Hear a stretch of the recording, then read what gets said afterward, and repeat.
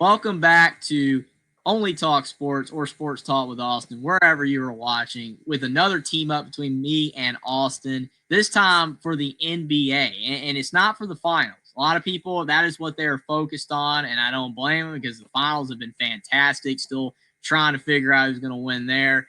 But an interesting trade develops out of the blue. Definitely for people that really follow the trade market, you probably were aware of this, but for some, you probably didn't even know it occurred.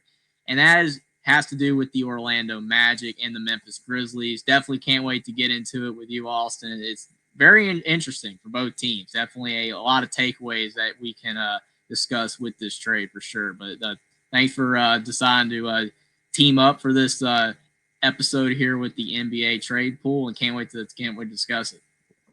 Oh, I always look forward to doing team ups with you. I mean, wouldn't do it with anybody else. But this is interesting. Kind of caught me off guard because I never thought Desmond Bane would be on the market. But Mm-hmm. apparently, as we found out, should have learned our lesson with the LeBron and Luca team up that everyone's on the market for a price. Everyone's got a price, but we'll get into that. So the big news of the day is the Magic add Desmond Bane in a trade with the Grizzlies, and the trade contains contains the Grizzlies get Cole Anthony, Contavious Caldwell Pope, 4 first round picks, 16th pick in the 2025 unprotected 26, 28, and 30 picks unprotected, 2029 first round pick swap, top two protected. The 2026 first round draft picks include swap rights with either Phoenix or Washington, and the Magic just get Desmond Bane. Now, on the surface, immediately you're like, Orlando just became an even bigger threat in the East than they already were because they add more shooting and Desmond Bain is a 20-25 point scorer on any given night. And with the defense of Paulo and Frauds and this young team, still a very young team, I don't even think has reached their ceiling of potential, has Mm-hmm. very much has very much potential left to reach, but 4 first round picks. I've got a feeling the Grizzlies are going to be making some more moves because the Magic must be ready to make a play in the East because giving up 4 first round picks, that's a lot. Yeah, it's interesting for sure because when you look at it from multiple angles, if you look at it from the Grizzlies side, it's like, all right, they've got John Morant and they've got Mm-hmm. Jaren Jackson. Those are their two stars. And then after that, they had Desmond Bain. He was kind of their third guy. And then the rest of their team, you've got Zach Edey now, developing, young star that in the making, doing a lot better than I ever would have expected when he first entered the league. But after that, the team is not great. It has a lot of holes, a lot of flaws, and that's where when you look at these first round draft picks, that's where it's like, hey, they want to add to their team, kind of do what the Thunder did, where they drafted a lot of great players, and look where they're at now. So Jaw's still young, Jaren Jackson's still young. They obviously believe that they can add around them with really young stars, maybe in the future, really good role players in the future to become really good. Um, Mm-hmm. Obviously we remember with Desmond Bain the issues he kind of had with flagrants in the past. Maybe they felt that he wasn't the right guy for their team. I know John Morant's had his issues, but it looks like he's trying to get it together. So just an interesting angle with the Grizzlies because like I said, he was clearly the third best player and they just shopped him away. But then Mm-hmm. you look at it from the Magic side and it's like, all right, they were one of the worst 3-point shooting teams in the NBA. They Mm-hmm. were awful. And honestly, they kind of almost felt like they regressed last year from the previous year. Almost. I Mm-hmm. can't say they did, but I was expecting kind of like what the Pacers ended up doing this year. Not even this much, really. The Pacers exceeded all expectations this year compared to last year. But with the way that Mm-hmm. they played in 2023, in 2024, I really felt this past year, 2024, 2025, that they would be even better. And they really weren't. They just kind of stagnated and went around 500. Did not have the greatest year. And they obviously are really high on Bankero. They're really high on Wagner. They feel that those guys are, going to become even better than they currently are. I like their team. They have a lot of young guys, Mm-hmm. potential to improve dramatically. And I think an addition like Desmond Bain can help because, the type player he is, he's he's not going to take over the organization. He's still going to be like your third kind of your second or third player, in the Mhm. lineup, like in the of your hierarchy of your team. Kind of like how you got with the Thunder, you got Shea, and then you got Jalen Williams, and then everybody else, Chet Holmgren. It's kind of every team has that. Jason Tatum, then Jaylen Brown at the Celtics. So like Desmond Bane's not going to go to the Magic and be guy number one. That's going to be Banchero. It's his team as long as he keeps playing like the star he's been so far. And again, Wagner. Mhm. I think Desmond Bane's kind of going into the same role that he's already been at. He's just now going on a team that needed his services more, I feel, for what they're wanting to do. And that's where you Mhm. can look at it and say this trade is good for the Magic. They really needed 3-point shooting. They really needed a guy that's still on the younger side but has experience to maybe get them to where they want to go. Now, And it's too early to say, but I do feel like maybe that, with them making all of these moves here to the Grizzlies, all these guys they gave away and these picks, that like you said, the Magic are trying to go all in to win now. I don't know, in my opinion, if just adding Desmond Bane is enough to do that. I don't think that that is enough to get them to the top of the and NBA. So that's what I'm worried about. And the thing too with this trade is what it tells me is the Magic are also, like you said, are all in now because let's look at the landscape of the Eastern Conference going into next year. You've got the Pacers team, who Mm-hmm. Miles Turner is currently will not be on contract after the finals is over. He's due for a contract extension. You got the Celtics. What's JT's health? Jason Tatum's health. Jalen. The Celtics are going to be without him a good majority of the year. What's their team going to look like? You've got the Cavaliers. We see what their ceiling is a lot of times. So the East is wide open. Toronto's getting better. I think this is one of them. I think the Magic are looking at it. Okay, this is our best shot to do it now. Boston is kind of injured. Cleveland and Indiana might get worse. We've got to strike now. This may be the best chance we've got. And Desmond Bane is the guy that's going to put us over the edge. And Mm-hmm. as for Memphis, the West is only going to get wackier. Like the West has been the best conference, I would say, for the last 6 to 8 years, undoubtedly. And don't get me wrong, I like Cole Anthony. I think he's a good, solid backup point guard. I like him. He was really good at UNC. But Mm-hmm. KCP, his better days are kind of behind him. He's getting on the little older side. He still plays great defense. Don't get me wrong, and he's got championship DNA. And he adds 3-point shooting. But his better days are kind of behind him. He's getting a little older, and I don't think he's going to be that one piece that's going to set Memphis over the edge. But what I do want to say with these 4 first round picks is don't be surprised if they made this to be in the Kevin Durant sweepstakes because that's the rumor going around. KD's got a couple destinations in mind, and Memphis could be one of them. Memphis could make a play for him. Memphis could make a play for another big time free agent star. Could make a move for somebody because you just don't get 4 first round picks and just sit on them when you're a team like the Grizzlies who can still win now. Because John Morant and Jaren Jackson, they're still young and they're only going to get better. Jaren Jackson is all defense. Morant, if he stays healthy and stays out of trouble, can be all NBA first or second team most years. So Memphis, this was for me a little off-putting because I'm like, okay, Memphis, are you trying to win now? Or are you trying to press the reset button? Because the 4 first round picks is what offsets is kind of getting me thinking, okay, they're going to go make a play for somebody, whether that's a KD or if that's a Nas Reed from Minnesota. They're going to go make a play for somebody. And KCP and Cole Anthony could be a part of those packages.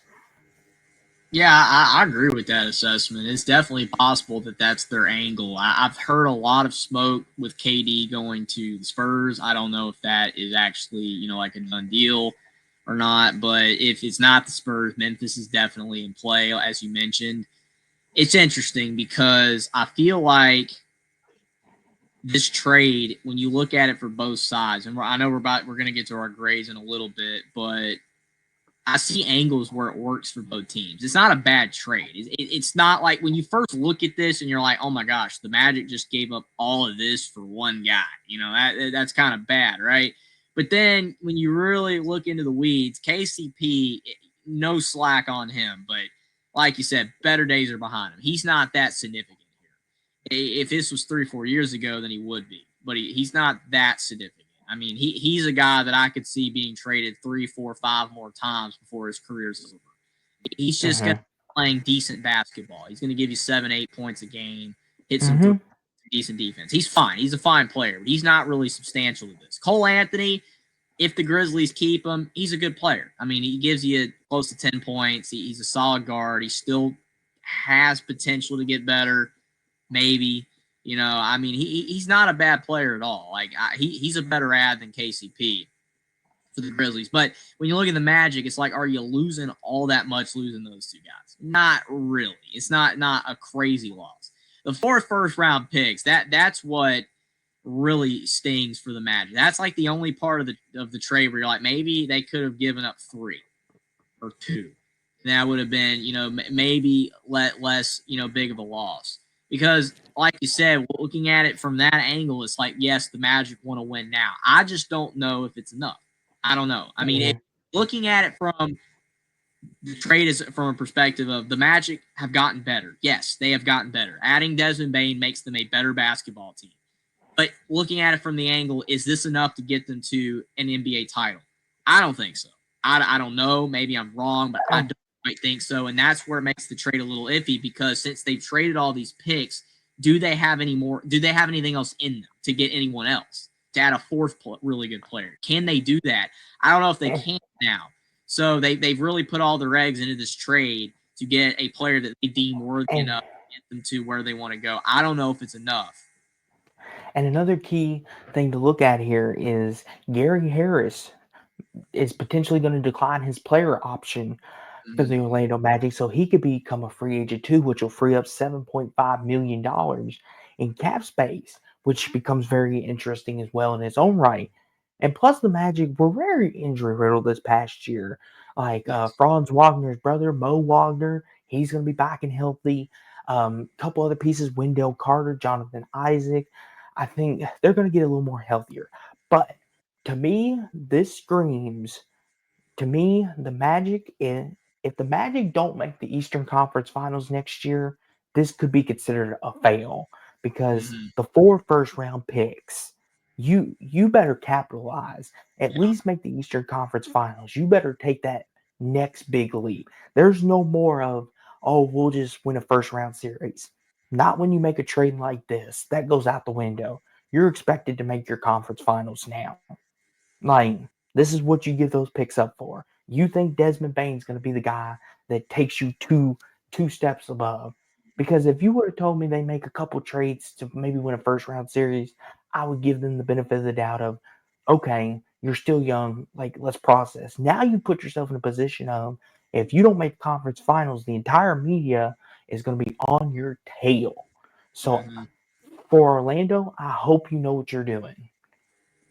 Absolutely. I mean, it kind of reminds me of, in a way, not exactly, but like when the Suns traded for Durant and they gave away Johnson, they gave away Mikal Bridges, and it's like you see what happened. The team got worse. As good as Kevin Durant is individually, the team got worse with the trade. In this instance, I don't see the Magic getting worse. They haven't gotten worse with this trade.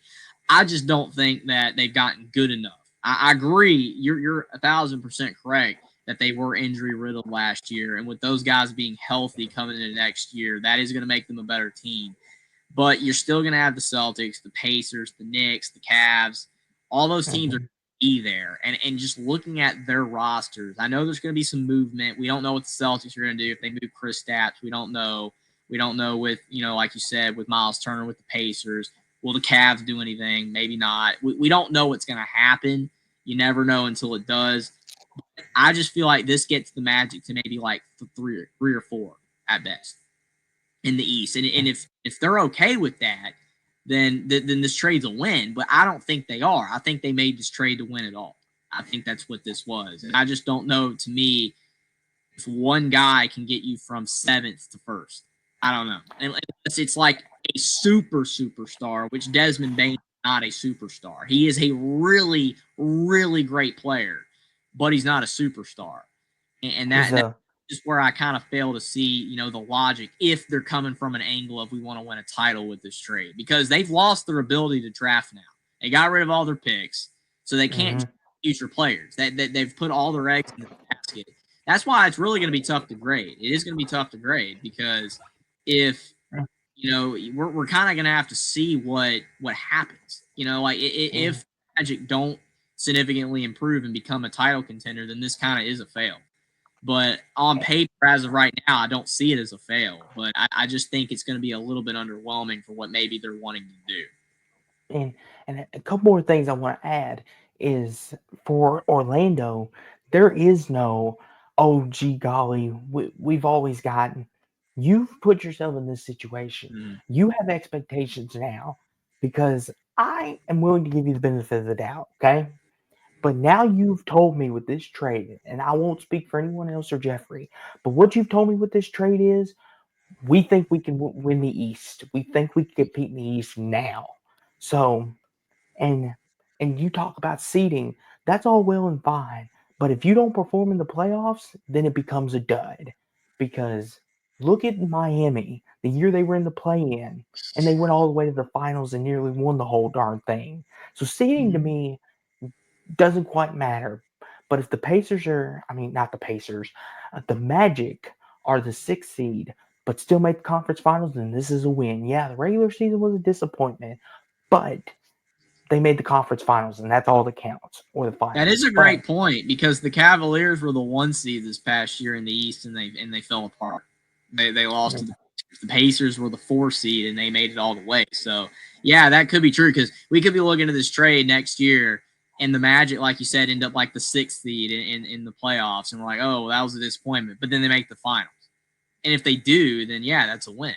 So yeah, it is tough to gauge because so many teams that aren't even the 1 seed make it far, and it's typically lately from the East. I don't know, like you said, the Heat did it, the Pacers did it, so it's pretty crazy. I think overall, I think both teams got what they wanted, and that's what matters. I think they got what they wanted. It's just how it turns out is going to determine which side really wins this trade. Because I mean, the Grizzlies, we don't know what they're going to do. Are they going to keep the picks? Are they going to draft around Ja and Jaren Jackson, or are they going to do what you said and get a KD, get a really good star player in the trade market with these picks, or with some of these players they've now acquired, some of their depth pieces? I mean, so that's going to really determine their success in this trade is what they do with it. And what I want to touch on, last thing, and then we'll give our grades, is what does Memphis want to be? Because Memphis, going into this past year, I would have said, oh, they're one of the 4 or 5 favorites to win the West and come out of the West. With this trade, is Memphis still want to be a contender? That's what I want answered. With this trade, this does not scream we still want to be a contender on paper. But then 4 first-round picks tell me, okay, maybe they're cooking up something that we don't know about just yet. Because I feel like Memphis, even though the West is loaded, I still think Memphis is, if they can build a roster, I still think they can win the West. I really like Jaren Jackson. I think he's a budding superstar. I think John Moran, if he can stay out of his own way, he's a top 15 player in this league. And the Grizzlies have, I think, a ceiling farther than anybody can imagine out west. But they just got to stay healthy, everyone stay out of trouble, and find the right guy at head coach. So it will be interesting to see what they do. But real quick, I want your thoughts, Jeffrey. What do you think the Grizzlies are going to be out west? What are they telling you? I agree that it's one or two ways. I mean, either they're giving up on being a contender right now, and they're going to end up drafting with these picks, and it's going to take them a few years to get really good again. Which it better not take too long, or they're going to lose John Morant and Jaren Jackson's primes. Or they got these picks to get another star. I just fear if they go the Kevin Durant route that's going to fail because the last time a team traded everything for Durant, it backfired because you have to trade a lot for Durant. You do because he's great. But I just don't think And the it's cap money. at this point doing that with him being at the age he's at. I know he stayed relatively healthy. That hasn't been the issue. But if you're going to trade a substantial amount of picks and players to get a guy like Durant, you would want that guy to be more in his late 20s, at max 30. You don't want to do that when he's 35. So Mm-hmm. I feel like the Grizzlies better be very careful with what they decide to do with this, because they could have opened Pandora's box if they do the wrong thing, because they put Yep. themselves in a scenario where they can do one or two things: draft, and drafting only goes so far, because you can either do what the Thunder did and every single draft pick pans out, or you could draft and every draft pick you do is a bust. And if every draft pick's a bust, then you're screwed, because your team is now worse and worse and worse, because you've drafted these guys to benefit your team, to Mm-hmm. bring them to your roster, to surround Ja and Jaren Jackson to be good, and then they're not. Or, that, like I said, they could trade these picks and trade a couple bench players to get a really good star, and then it just doesn't work out, because Kevin Durant's the big name right now. I know there's probably other ones that will pop up, because, like you said, Luka Doncic, anything can happen. I just feel like we know what the Magic have done. They want to win now, and whether that works or not, it just depends on TBD. East is, how good they improve. With the Grizzlies, they put themselves in a position where they have to make a choice.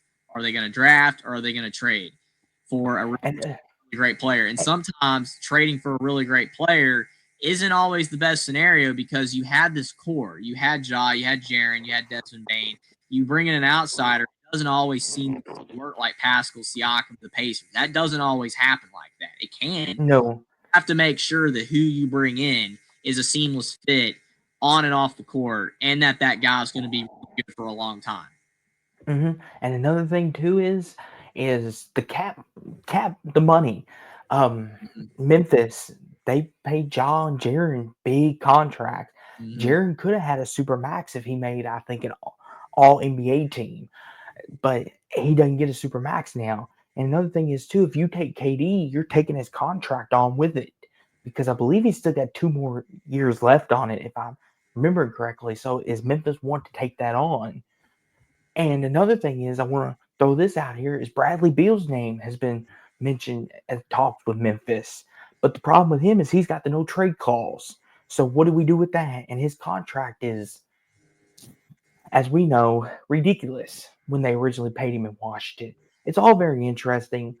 And I'll say this, whatever Memphis does, like you said, they've opened Pandora's box. They just better hope when they shut it, they're happy with the results. Because if they're not, oh boy, Lord have mercy, help them. But with that being said, though, I know it's hard to grade it now, but we're going to give our early on paper grades for these drafts, and then we later on we may swing back around to it once we see results. Starting with the Magic, Jeffrey, what grade would you give them? It's so tough, because, like you said, we don't know how it's going to turn out with whether they get what they want. If they make the finals and they win the NBA title with this trade, then it's an A plus. But I don't see it. Me personally, I don't think Desmond Bane's enough to get him there. I think he helps improve their team. I think they, become one of the better to best teams in the East, but I don't think it's going to take them all the way to the top. I give it a B. I don't think it's Mm-hmm. bad. I don't think it's elite. I almost was going to go B minus, but Bane's a really good player, and he gives them everything they want. So for the sake of the trade, I give it a B, because they got what they wanted. It's just how it turns out, whether it's elite or not. So I'll give it a B. I'll give it an A plus. I'm a little more higher on it than you. I'm gonna give the Magic an A plus. I like what they did. I think Desmond Bane is a guy who could stretch the floor. I think he's gonna complement this Magic team. And I think the Magic being a stringent defensive team, kind of like Memphis, and Desmond Bane adding another 22 points to the box score, I give it an A plus. I think the Magic do have a lot of pieces already there, and Desmond Bane I think will fit seamlessly right in, space the floor. On paper, I'm going to give this an A plus to start with, but I could change my mind after next year. But Yeah, I mean, I like I said, if they end up going all the way to the finals and winning, then I agree with you. It's an A plus. But just me looking at it for myself right now, that's why I'm saying a B. But it could end up being way better than that. and And see, and this is the good thing about this. It's okay to have different grades on this because we look at it different. Like I'm looking at it as an A plus, looking at it as into the future. You're looking at it as right now. But Memphis, I'll give Memphis a B minus on this. Would be my That's grade for exactly the what I was Grizzlies. going to say. B minus. B minus. And here's why, and then I'll let you give yours. I think B minus, I think Cole Anthony could be a rotational player on this team if they decide to keep him. I think KCP still has a little juice left. I don't think he's not completely lost out at sea. I think he can bring some pieces, but what makes this a big grade is they've got all these draft picks and they've got decisions to make. Do they want to trade it for a superstar? Do they want to trade for some bench players? Or do they just want to draft and just build a team right now? I give it a B minus on paper. Yeah, that's why I went with B minus because when you look at the trade and you see how much the Grizzlies got, then you want to say like an A and like, wow, they got all this for one player. Like that's amazing. And what they could end up doing with it could make it an A plus. Yeah, I mean, if they draft well with these picks, if that's the route they go, then it's an A plus. I mean, it definitely would be.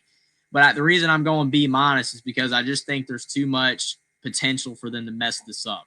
Because if they Mhm. trade all picks to get a star like KD, and it fails because KD is aging and he costs too much, and it just backfires and the team falls apart, kind of like the Suns did. Then the trade could end up being way worse than this.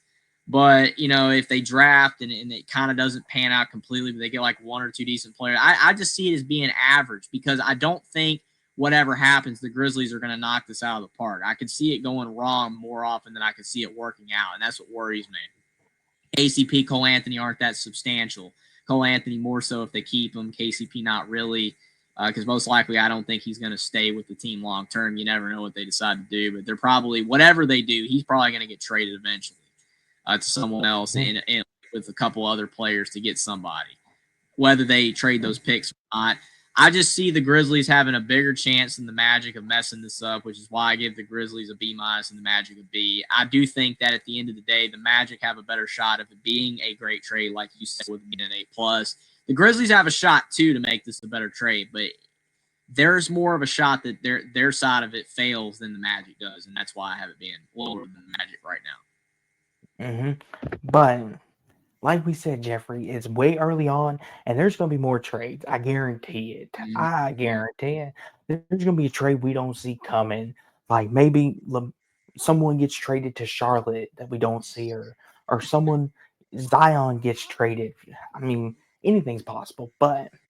And like I said, if any big trades happen, hopefully me and Jeffrey can cover for you all. But if you all enjoyed this, make sure to like, comment, subscribe, click on the notification bells for both of our channels to keep yourself up to date.